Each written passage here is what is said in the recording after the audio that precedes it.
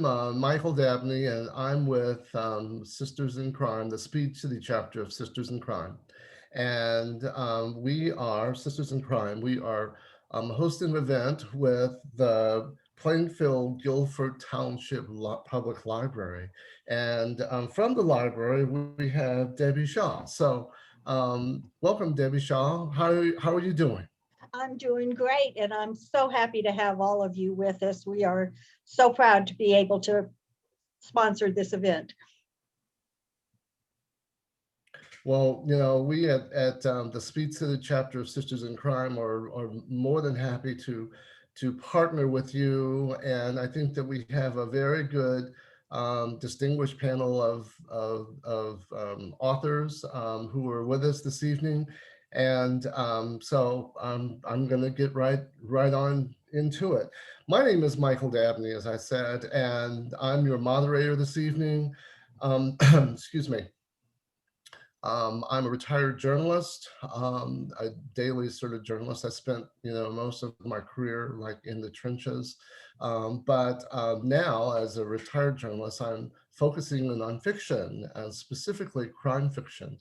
I've written numerous stories, edited a couple of anthologies.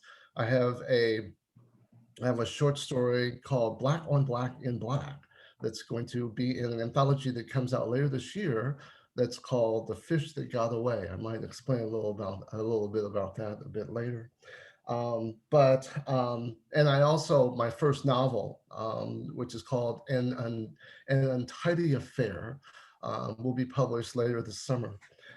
We have five panelists, and I'll start introducing them. We have the father-daughter duo of Elizabeth Perona and Liz. Liz, I can never pronounce your last name correctly. Dombrowski. Dombrowski. Liz Dombrowski is by far the most attractive part of this, this duo. And of the Elizabeth Perona duo, writing duo, and she loves and has enjoyed teaming up with her dad, Tony, to write a series. It's the Bucket List Mystery Series. They started writing together in 2015, and they've been very busy, even though Liz has two small children and is a teacher. But they have their fourth novel is called Murder at the Tattoo Parlor that will come out sometime this summer, if I recall. Like I said, she is a preschool teacher and is looking forward to the year being over so she can spend more time with her husband, Tim, and their two kids. Tony Perona, whom I've known now for, oh my gosh, I dread to think of how long it is. He is the father part of the duo. Tony is a published author in his own right.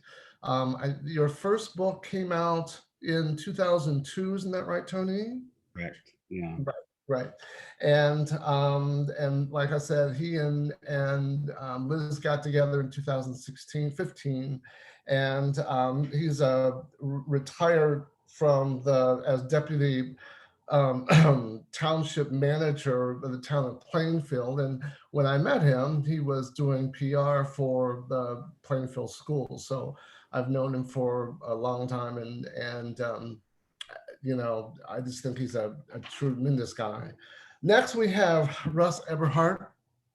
Russ balances two sort of genre, and I will, within the mystery suspense area, and I will ask him about that a little bit later. Say, Michael, I write as Ross Carley. Yes, I was getting to that. Okay.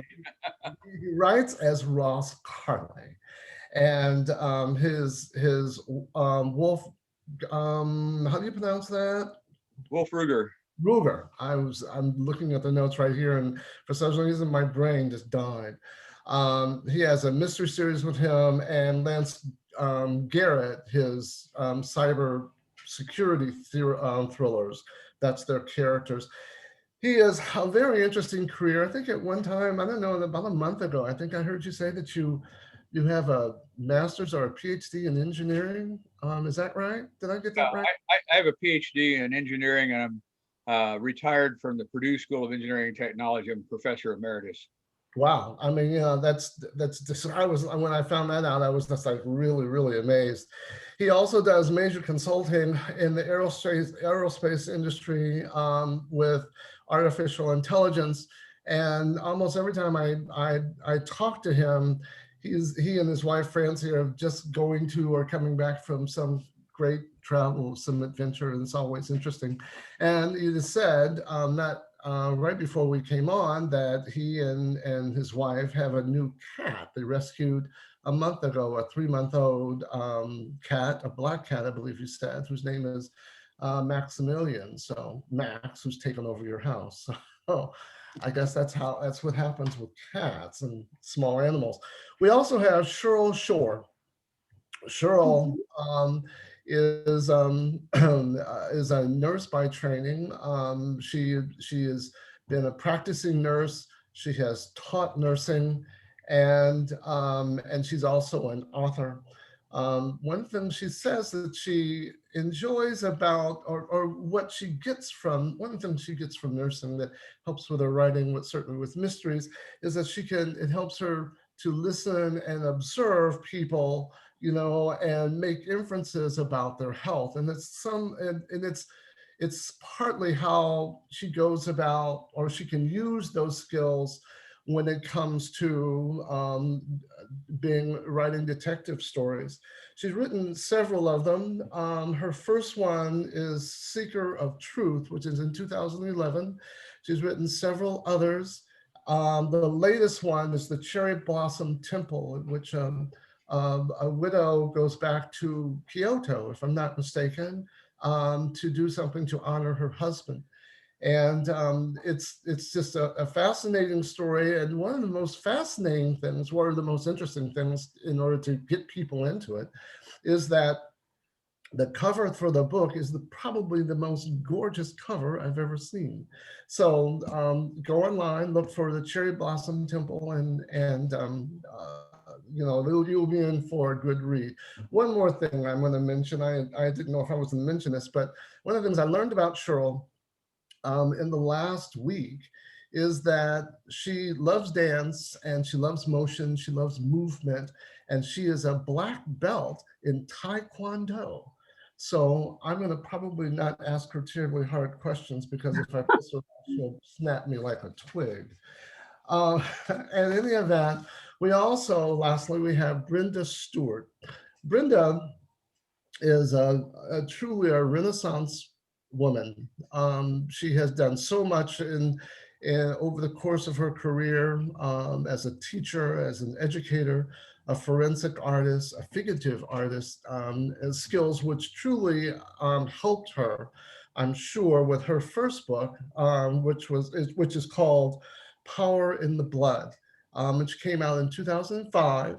And it was a finalist for the St. Martin's first novel contest, which is a great accomplishment. She has several short stories, and she's also co-authored several of the anthologies that we at Sisters in Crime have done. The first one that we did was called Racing Can Be Murder.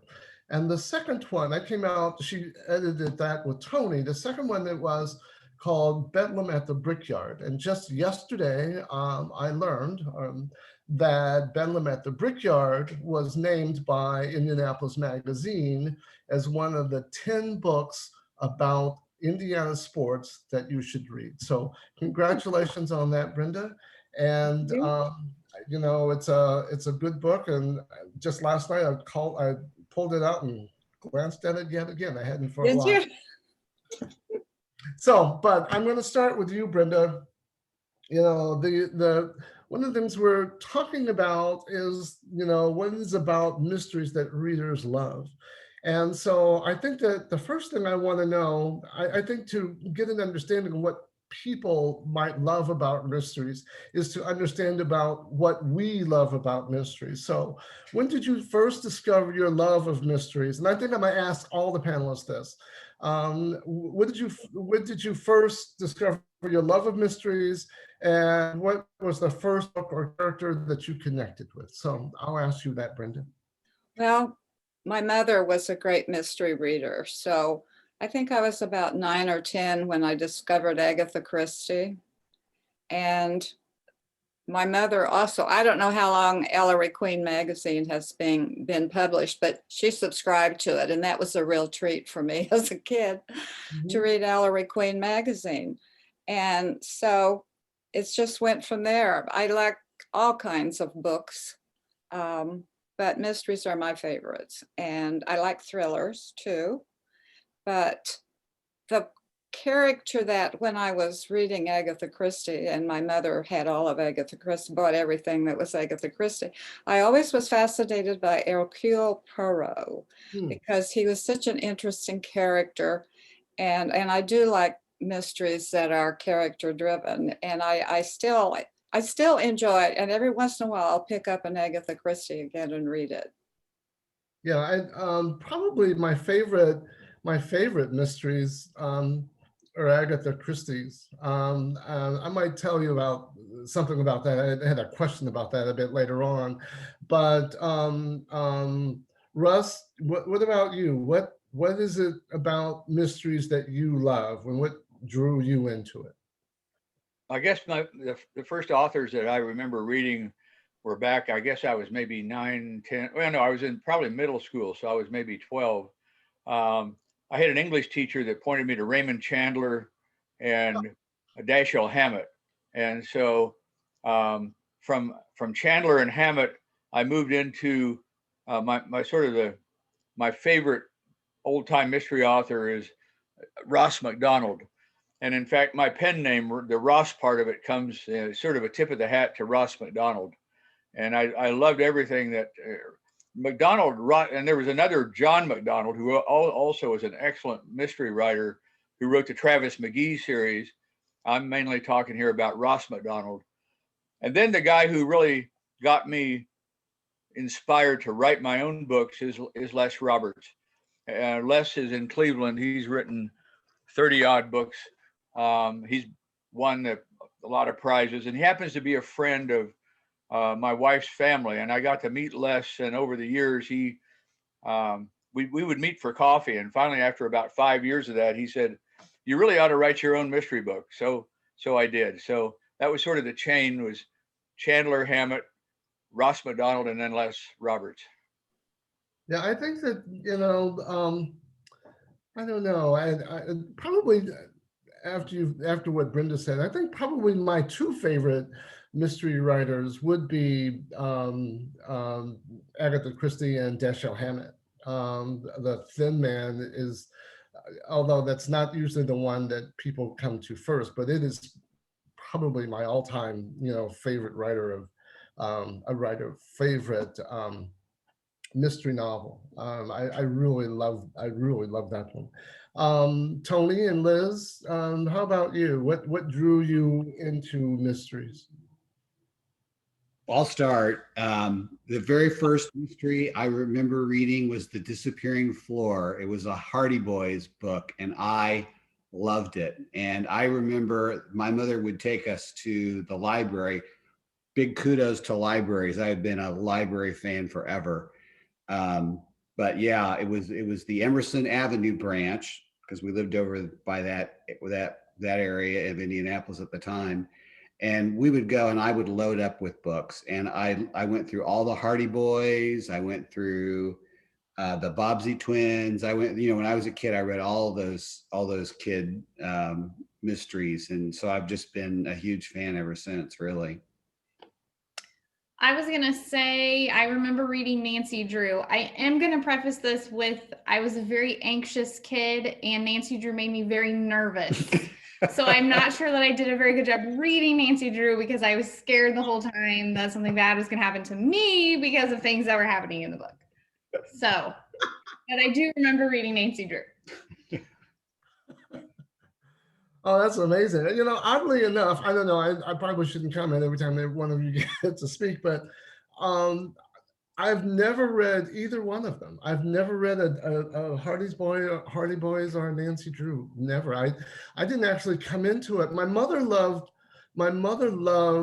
mysteries, and she loved westerns, and I think I got it from her. But I really didn't get into reading mysteries probably until I was in my 20s. I had started probably with political thrillers because I loved politics so much, and then got into political thrillers and then into mysteries. But I was when I was thinking and I was doing some research, and about the best books, mystery books. Obviously they mentioned Agatha Christie and Sherlock Holmes, but also both of whom I've read, but also about the Hardy Boys and Nancy Drew. And I thought, gee, many Christmas. I'm probably the only one in America who's never read any of them. So I haven't either, Michael.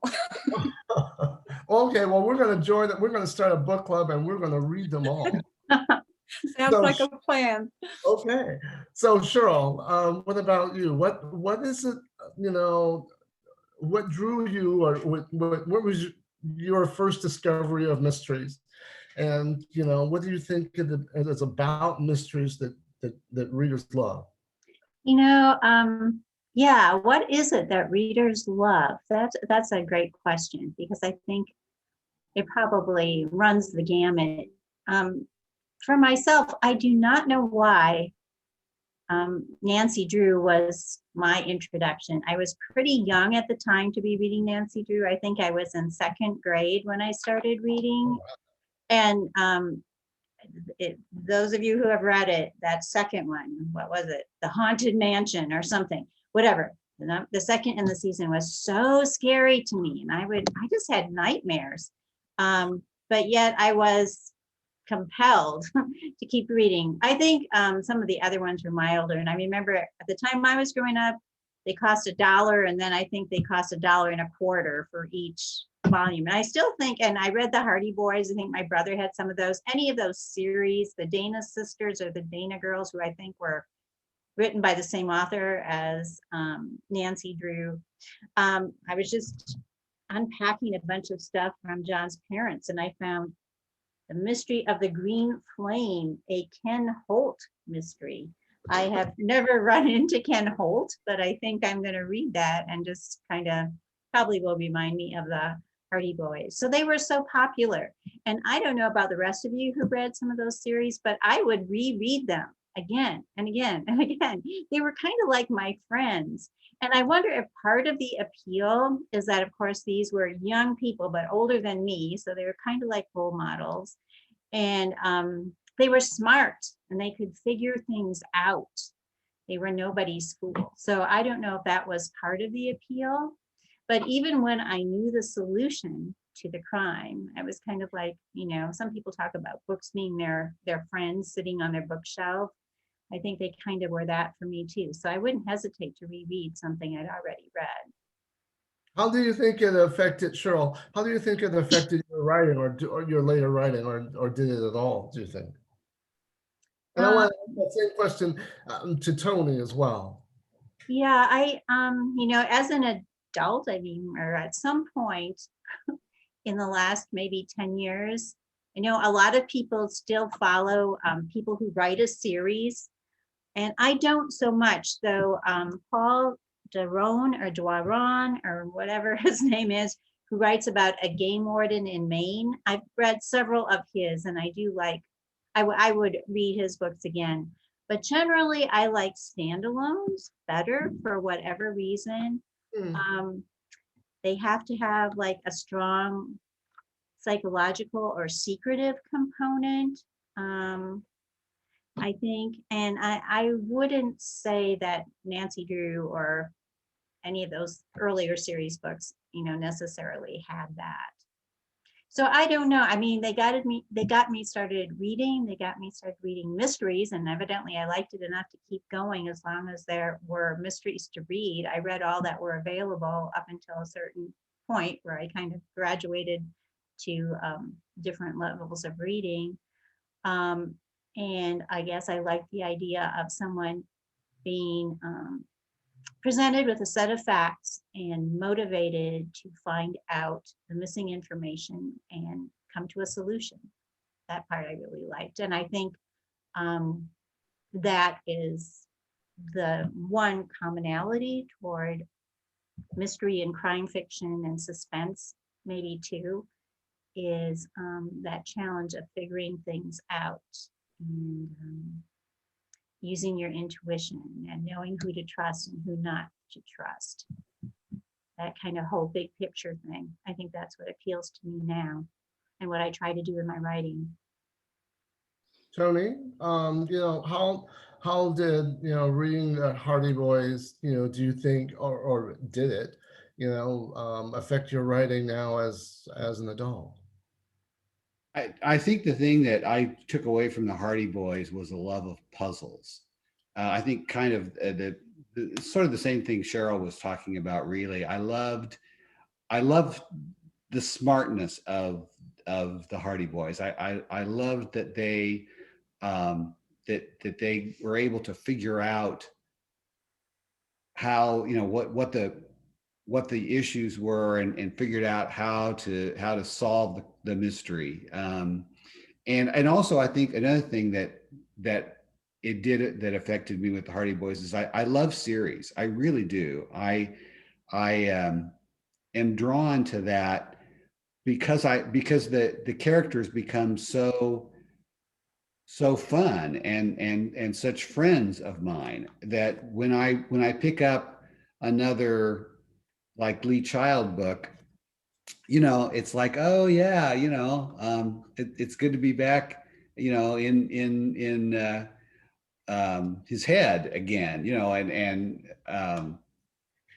it's just that way with all series. Is it's like reuniting with an old friend when they give you a new story. And so and I think that has affected my writing because I've been a part of two series. The first one, the Nick Bertetto series, that I started out with, and then the new series that I write with Liz.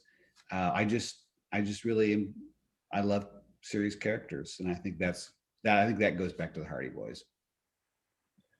Russ, tell me, they're certainly within the industry, they make or try to make distinctions between writing mysteries and writing thrillers, and you do both.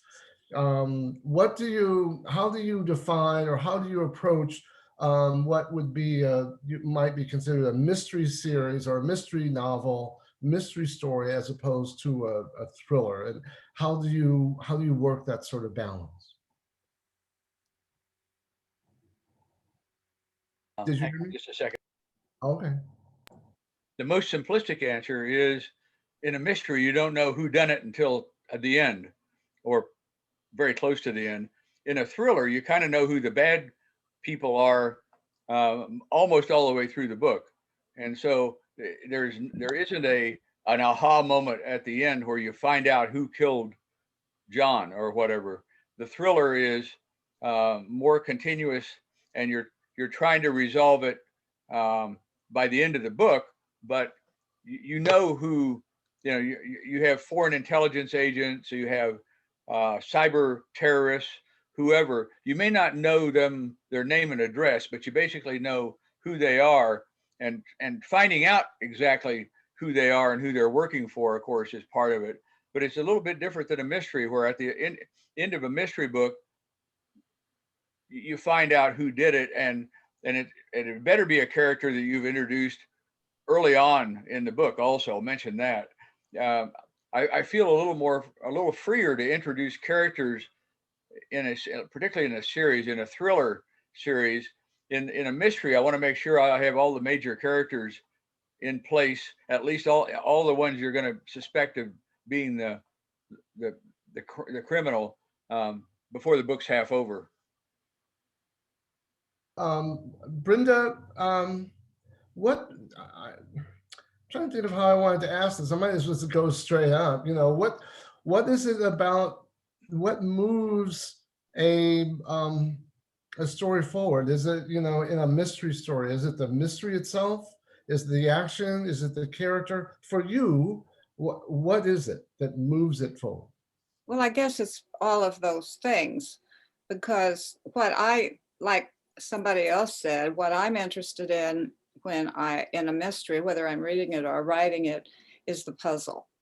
Mm-hmm. So you have to have all of these particular elements. You may have red herrings, you may have whatever. And like you, I don't like a character introduced the last chapter, and that's the person who did Yes. a murder or did whatever. I want a progression from that person, that introduction. And often that's, a person is introduced as a good person or whatever. You think, oh, that person couldn't do it. But, those are the ones I suspect. But it's a progression of introducing other characters, the main protagonist and the person with whom she will be in conflict with. And it's just seems like a natural progression. In any book, whether it's mystery or not, you want a goal, and you want conflict, and etc. So for me, it's just a natural progression, but I prefer books that are character driven rather than plot driven. Yeah, well, how is it then, would you say, Brenda, mysteries are different from other genres? Because you have the puzzles. You have, in other genres, you might have a puzzle, and the mystery suspense, for instance, is a big thing today.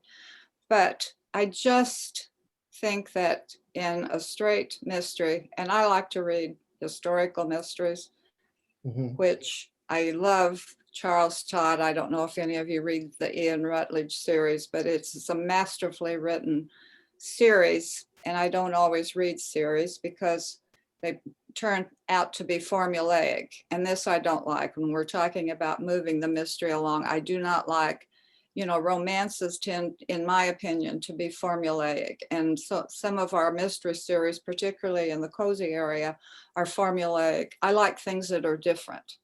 It's okay, in my opinion, to introduce things that perhaps everybody is not understanding, but they can go check this thing out. I want to teach something too when I write. Did Cheryl, we talked, Brenda and Russ was talking about puzzles in terms of mystery and solving them, and that's a key component of mysteries, but it doesn't necessarily have to be. I would think one of the most successful mystery series, certainly on television, was they did solve it, but it was Columbo, and you knew at the beginning who the killer was. And what that mystery was about was, or how the story evolved, was that you're watching him figure this out. And you always knew he had it when he would have the main suspect and he would ask them a question, and he would be about to leave and he'd say, oh, one more thing. And Absolutely. that was always really good. But my question is, again, as I was looking at mysteries and what someone was saying is their justice, has to be at the end, or that's part of it.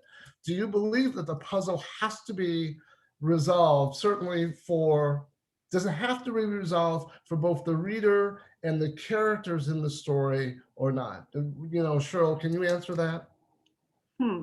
Oh, can I answer that? Well, it's That'd a be a tall hard order. I do think, there is kind of a rule in all kinds of writing that there has to be some kind of satisfaction at the end.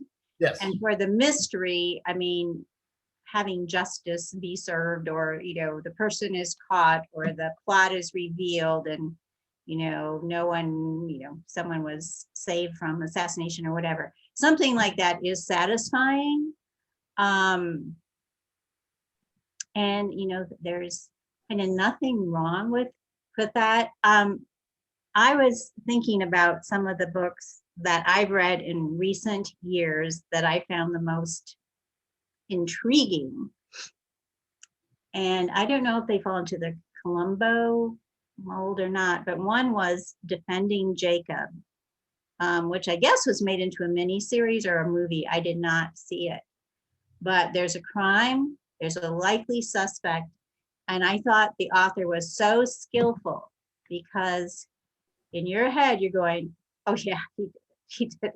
And I was like, no, he didn't. No. I mean, and constantly throughout the book, you're kind of almost being tortured, but in a good way, because you keep going back to find out more.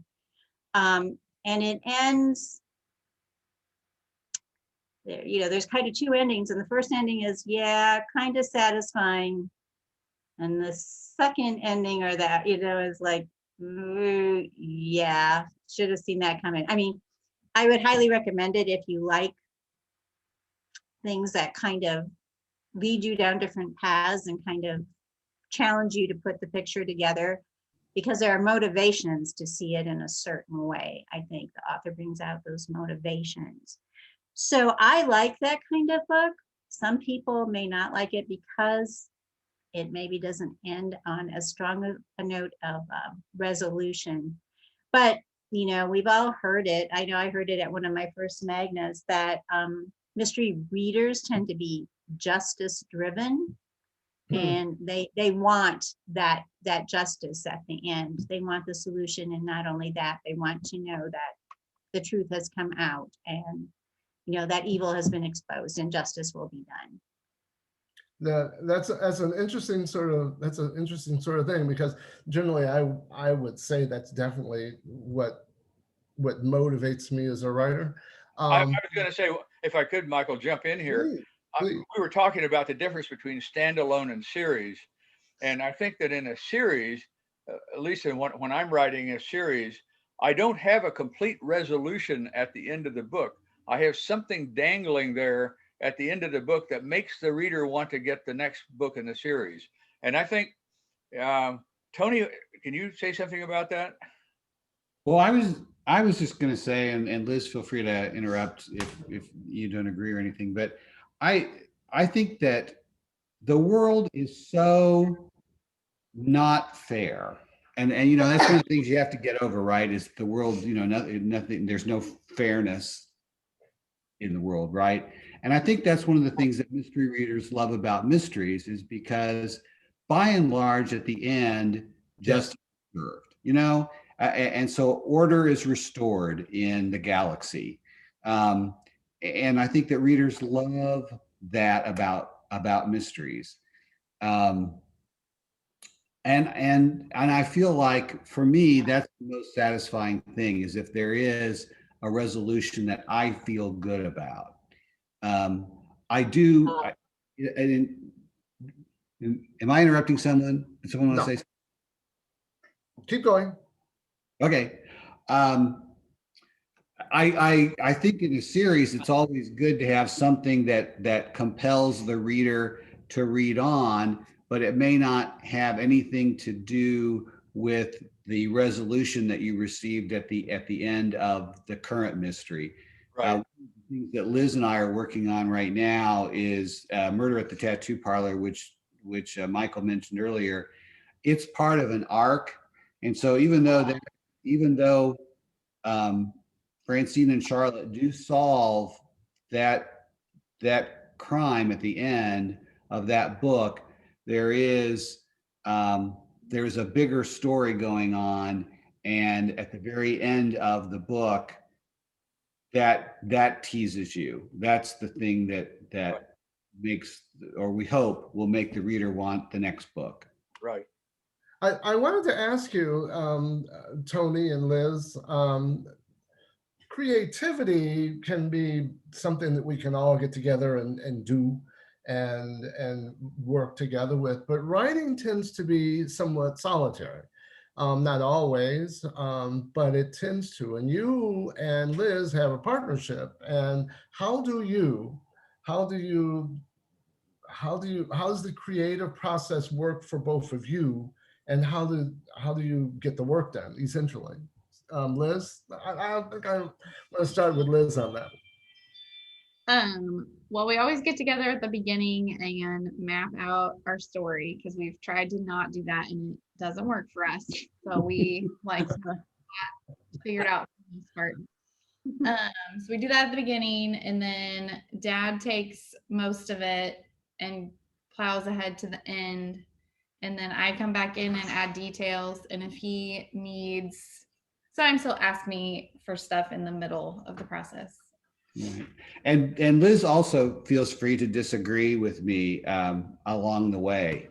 She'll, for instance, the Santa Claus, which is appeared one of our short stories about Francine and Charlotte, the bucket list ladies, that appeared in Homicide for the Holidays. It took, Liz had a very definite way she wanted that story to end, and I fought it. And it took us months to get it resolved. And she was right. It was the perfect ending. And I think I feel really good about how that finally resolved itself. So, you know, I think it is solitary for us, but there are intersection points along the way. That makes sense. Yes, I think so. Brenda, what would you say are the good elements, that a good mystery story would have? The good elements. The good elements, you start out with whatever crime or whatever you have. But in each character that you introduce has different character traits, blah, blah, blah, blah. And you build upon each section that you're writing. And I do not outline. I mean, I have a general idea and I make general notes about where I'm going, but as far as doing a detailed outline, I don't. But there are certain things that I think that you build upon, and you're talking about justice. People would describe justice as in different ways. Today, the world is chaotic, in my opinion. And so, you know, what is justice? So you're getting up to that point of justice, and you've got the middle of the book, which is usually where you get bogged down, but it has to flow. And so your protagonist, all of these characters in there all have to interact and flow together till the end. And it's the puzzle. That's where you get your puzzle. You know, you're trying to solve whatever you want to solve. But you know, it's like in the South, I've always heard, you know, he needed killing. Well, I don't, you know, I personally don't feel like anybody needs killing. And so, you know, you have all of these elements of different groups. It depends on who you're writing about. Are you writing about Southerners? Are you writing about what or whatever? And they would agree with you as to your assessment of them. So I think you have to be true to your characters. You have to be true to your plot, and you just have to keep building on it until the end. And I think, you know, in my opinion, I like to see it resolved, everything resolved at the end. I like to figure out who did it before I get to the end. And my husband used to say, because I can pretty well do that. And my husband used to say, when we were watching a mystery on TV, don't you dare tell me who did it. One of my favorite mysteries, an Agatha Christie mystery. It's a play called, I just forgot what it was called, The Unexpected Guest. And halfway, the IRT produced it. It's the only time I've seen it live, and I don't think I'd even heard of it prior to that. It was in 2008. And but I've found it online several times and looked at it, and I figured out who the killer was, the bad guy was, by intermission, you know. But I did not know why they were the bad guy. Or why they were the killer, but I knew who it was, and as it turns out, I was right. I think I do think that a mystery can be several different things, and one of them is motivation. You know, you could know or suspect who the bad guy is, but not have a clue why they would Yes. be motivated to do the thing they do. And that would keep, for me, that keeps me reading. You know, I need a compelling reason to stay with a story. And if I'm fascinated with the motive behind it, I would read on. Absolutely. It doesn't have to be who done it. It can be why did it. Mhm. That's true, but there you go again. You've got goal, motivation, conflict. Well, one of the things about the unexpected guest that I didn't realize until after you get to the end is that Agatha Christie was so good at writing is that she actually reveals to you before the intermission who the killer was and what their motivation was.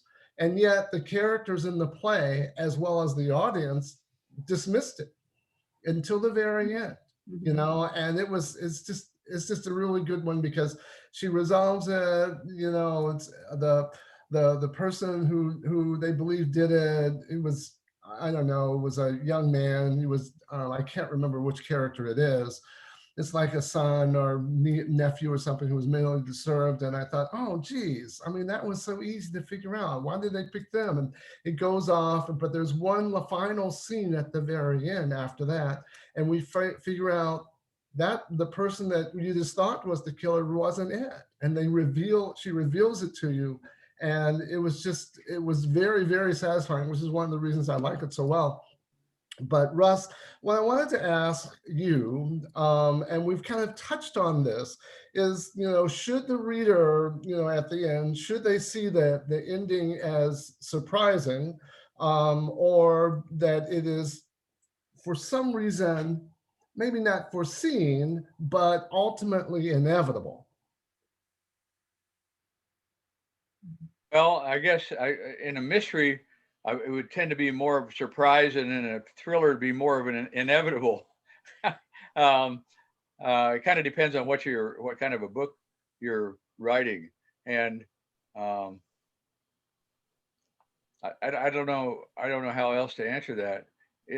I think that in the mysteries I've written, it's there that hopefully when you learn who the killer is, it's a bit of a surprise. At the end of the thriller, it's more of a satisfaction. Um, you know, I want the reader to feel some satisfaction at the end of the book. Yeah, I think that when I was thinking, and again, I was doing some research on this, and the writer who had said that, I didn't totally agree with him, but maybe I did, because I when I'm writing, and certainly when I'm reading, I do like that satisfaction, you know, at the end, and that things even out. But I don't necessarily think that it is totally going to be inevitable that will occur. Right. I'm always glad when it does. It kind of brings me up to the short story that I'm going to have in this anthology called "The Fish That Got Away," and then most of the stories, there's 17 of them, I believe. Most of them, there is justice within them, but not necessarily justice in terms for the reader, but not necessarily for the people within the story.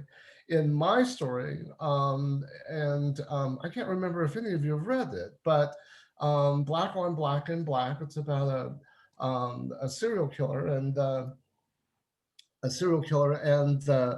there is a police forensic expert who is on the trail of the serial killer. And at the end of the story, the people in the story, there isn't justice because it isn't resolved. But for the reader itself, the mystery is resolved. And when I was writing it, I was thinking, or at least as I got to it, if I didn't reveal it, at least to the reader, that they wouldn't accept it. At least that's kind of how I felt about it. But a story that I wrote for the anthology with Karen Phillips, and this is important. Tony, you and Liz write together as partners all the time, and I partnered with Karen Phillips, who actually she designs my book covers.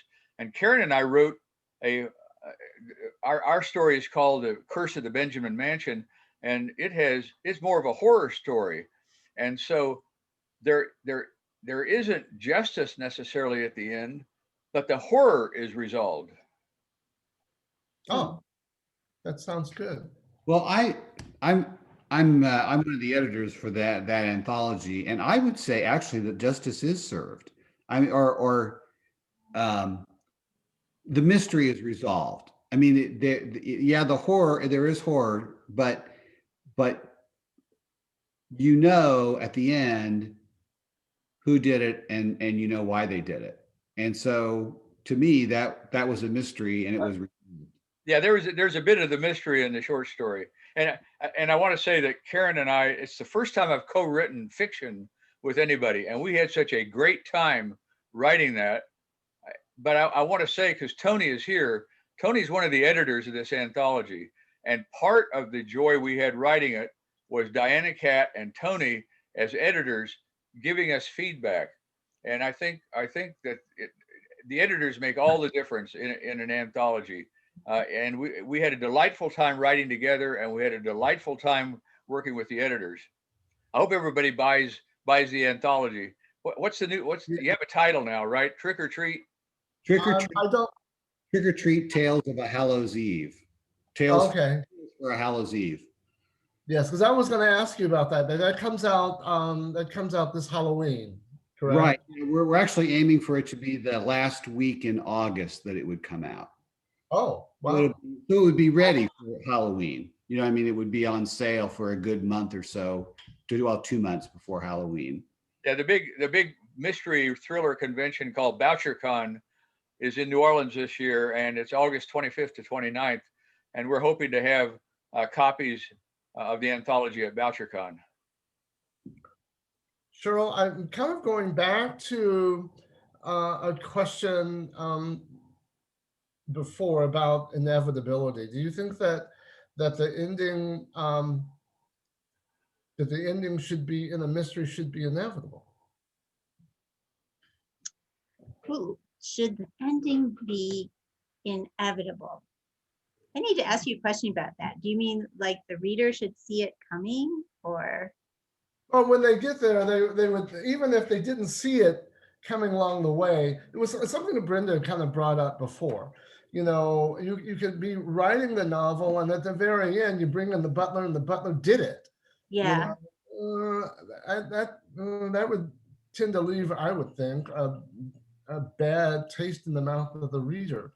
You right. know, if the reader doesn't know it and is surprised at the end, was that ultimately, did they miss the cues, you know, along the way, and that ending actually was inevitable? Or do you see that as happening? Okay. Well, I think, and I know I've heard people speak about this, and you can probably read about this, that there are certain rules that mystery writers are supposed to follow. And of course, all rules are meant to be broken. But one I do remember hearing is don't introduce the murderer or the criminal after page whatever. You know, that's kind of considered unfair, especially if you put it, you know, way near the end. Speaking for myself, if I'm surprised at the end, or, you know, I go back and look and to find out if I miss clues. And if those missed clues are there, then I'm okay with it. If if there's no, you know, missed clues, I mean, or if, you know, truly it's just a haphazard, you know, piece of writing, in which case I probably wouldn't have gotten to the end.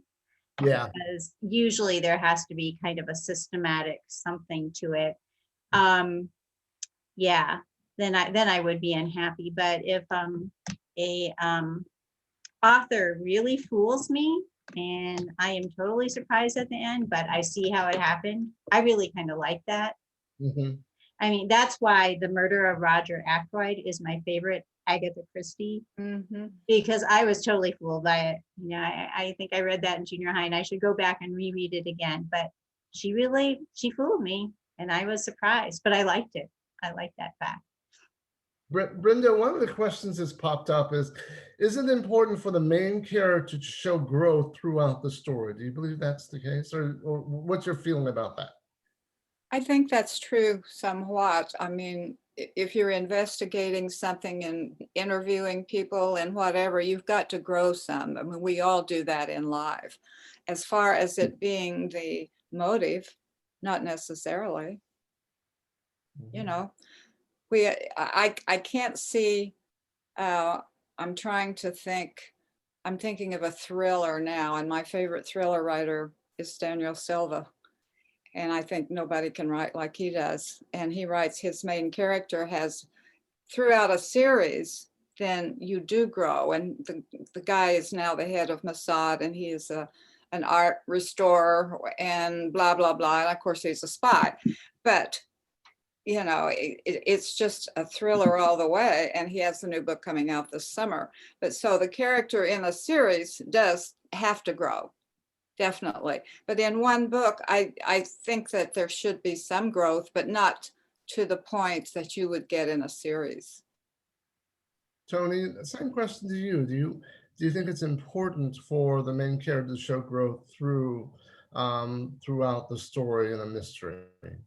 It's important, and I'm going to speak for the two of us, I think, but it was important for us to see growth in our bucket list characters. In fact, one of the things that we were very definite on is that the end of the book needed to be uplifting. We really wanted the reader to feel absolutely good about what the main characters had accomplished.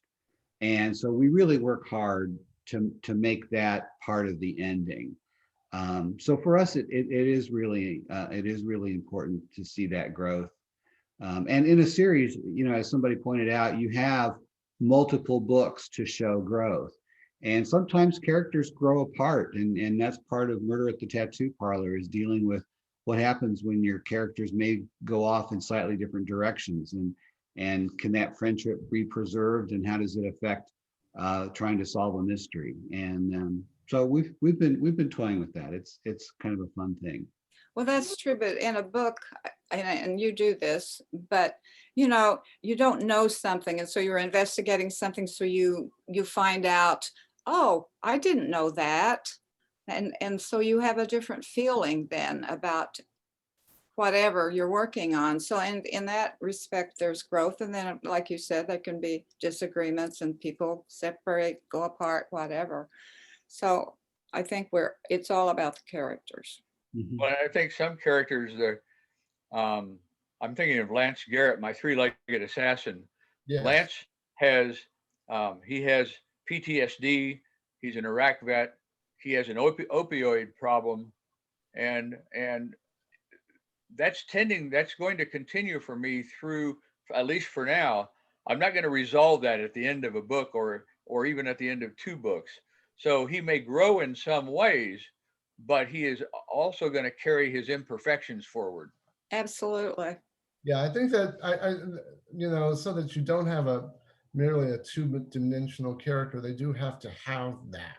They're even at the end, if it's just a single book, they cannot be, you know, I don't think, characters which are unflawed. No, if they didn't learn anything, then you know, yeah, that's they- not possible. Yeah, yeah. Cheryl, that's kind of same question for you, but I have something else. But go ahead. You know, should there be that sort of growth? Well, for me, for the books I read and for what I write, I think yes. I don't know. I mean, someone who's a real fan of more of a hard-boiled genre could maybe answer that. And maybe it's true in those as well. And as you were asking the question, Michael, I thought of, you know, John Le Carre died within the last year, and they were Yes. playing some old interviews with him on public radio. And he said, of course, he wrote more of like a spy thriller kind of thing, but he said the writer has to always keep a piece of ice in his heart. as he's writing. Interesting. I thought that was very interesting too, because I thought sometimes when I'm writing, I'm a blubbering mess at the end of it. You know, I need a little more ice in my heart or something. So I think it just depends on what you're after and what your audience likes. But I do think, you know, for me, I find a book where the character, especially the main character, grows is much more satisfying. Yeah, the one of the things, one of my favorite series actually is Stephanie Plum, Janet Ivanovich's groups of stories. But one of the things I don't like about Stephanie Plum, the character, is that she truly doesn't grow that much. That's But true. lots of the other But characters, she's so much fun. Who cares? but the other characters do. The other characters. I do. There is growth there, but you know, it is a fun read. I discovered Stephanie Plum from my daughters. We were going on a trip somewhere, and we got a CD and we plugged it in, and it was like the third book of the series, and there's like 20 of them now. And I just fell in love with it like immediately because it was so witty and so funny. And I like her grandmother.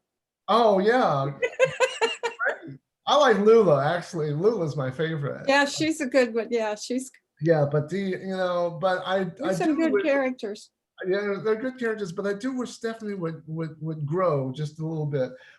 I think we only have about a minute or so left. I don't know. Janet, is that where we are? I have 7:30 on my watch.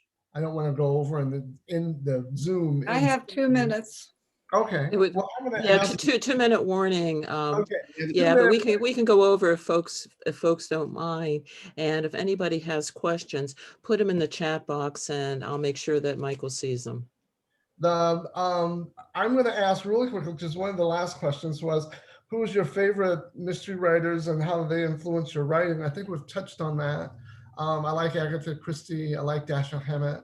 I like Walter Mosley, but probably my favorite writer that Cheryl just brought up would be David Cornwell, would be John le Carré, because he created George Smiley, who above all else is probably my favorite fictional character, because he is so very, very good and so easily overlooked, because he's not like James Bond at all.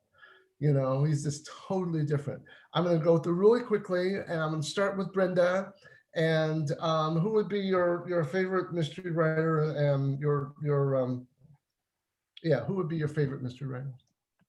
Oh, probably Louise Penny, and secondly, Charles Todd, which is also a mother and son, you know. Writing team. Yes. Yes.